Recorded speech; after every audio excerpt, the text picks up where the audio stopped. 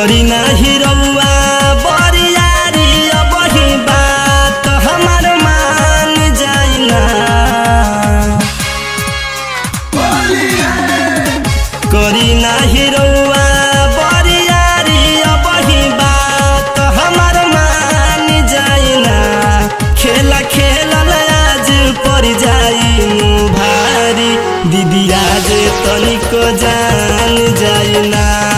खेला खेलल आज पर जाई भारी दीदी आज तनिको जान जाइना। ए जीजाजी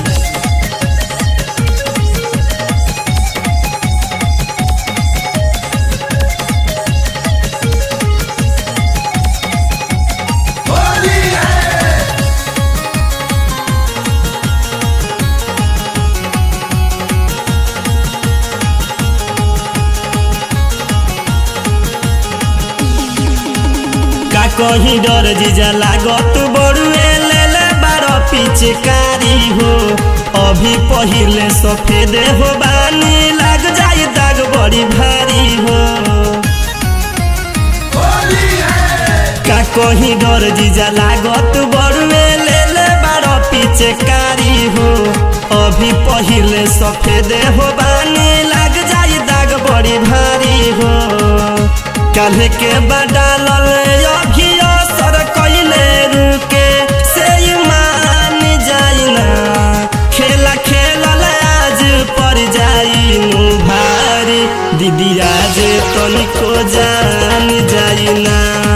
खेला खेलल आज पर जाई भारी दीदी आज तनिको जान जाइना। ए जीजाजी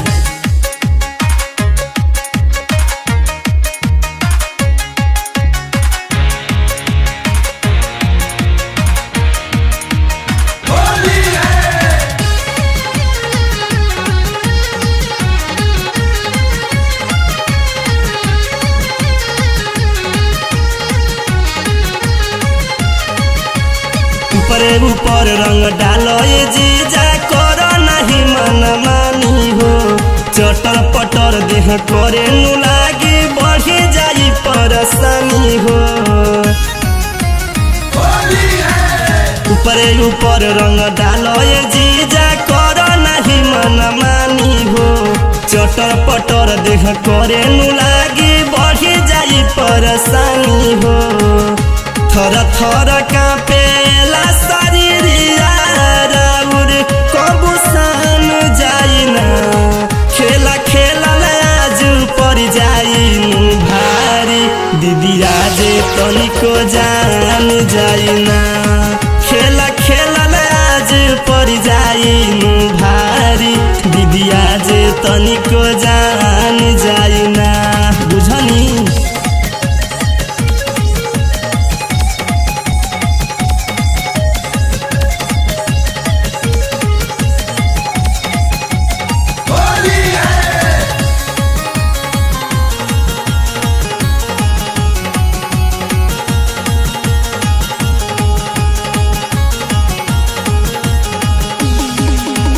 पिछला तू होली में पियले नु रह यही से मजा भेटाइल हो।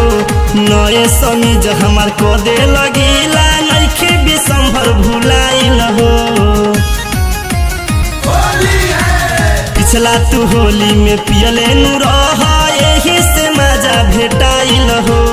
नए समीज हमार को दे लगीला नइखे बिसंभर भुलाइल हो। तुहरा से नीक सोनू जीजा अभी दिल के मेहमान बाइना। खेला खेलल आज पर जाई भारी दीदी आज तनिको जान जाइना। खेला खेलल आज पर जाई भारी दीदी आज तनिको जान जाइना। करी नाही रउआ बरियारी अब ही बात हमार मान जाइना।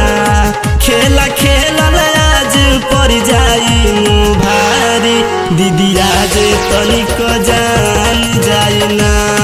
खेला खेलल आज पर जाई भारी दीदी आज तनिको जान जाई ना।